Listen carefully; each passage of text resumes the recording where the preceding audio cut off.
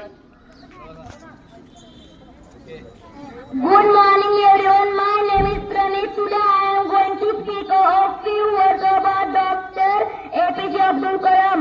Dr. APJ Abdul Kalam was great scientist of India. He was born on 5th October 1931 in Rameswaram, Tamil Nadu.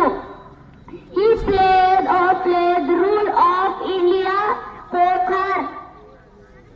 He the chest of India annual 1998. He said as a scientist and administrator at the Defense Research and Development Organization DRDO.